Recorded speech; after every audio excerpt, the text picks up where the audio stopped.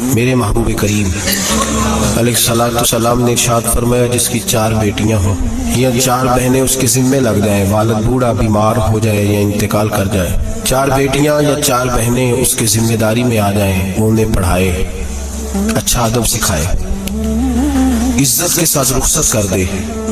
محبوب نے فرمایا جس طرح میری یہ 2 انگلیاں جڑی ہوئی ہیں اس طرح میرے ساتھ جڑ کے جنت میں داخل ہو جائے۔ صحابی نے عرض کی حضور اگر بیٹیاں 4 نہ ہوں 3 ہوں؟ فرمایا اللہ پھر بھی یہی درجہ عطا کرے گا۔ ایک صحابی نے کہا حضور اگر 2 ہوں؟ تو میرے کریم نے فرمایا بھائی اگر 1 بھی ہو تو اللہ پھر بھی یہی شان عطا فرمائے۔ بیٹی کوئی، میرے محبوب نے فرمایا میں حکم دیتا ہوں باپ کو کہ جب گھر میں تحفہ لے کے آئے، بیٹا بھی بیٹھا ہو بیٹی بھی بیٹھی ہو تو پہلے بیٹی کو دے۔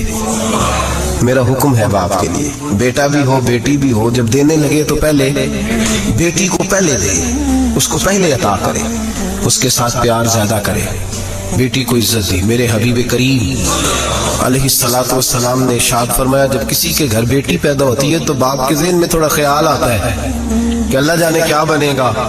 میرے کریم رسول نے فرمایا رب کریم حضرت جبریل کو بھیجتا ہے، بیٹی کے سرانے کھڑے ہو کے کہتے ہو بیٹی کے باپ فکر نہ کرنا، اس کے معاملے میں اللہ تیری مدد فرمائے گا، رب تیری مدد کرے گا اس کے معاملے میں جب بیٹی آتی ہے۔ میرے بھائی یہ اعزاز میرے رسول نے عطا فرمایا، بہن کو بیٹی کو، اور بات بیوی کی آئی۔ میرے نبی کریم علیہ السلام کی بارگاہ میں صحابی نے عرض کی یا رسول اللہ صلی اللہ علیہ وسلم میں غریب ہوں، صدقے نہیں کر سکتا، سخاوت نہیں کر سکتا۔ جب سخاوت کی فضیلتیں سنتا ہوں دل میرا بڑا چٹکیاں لیتا ہے کہ میرے پاس بھی پیسے ہوتے تو میں اللہ کے راستے میں دیتا۔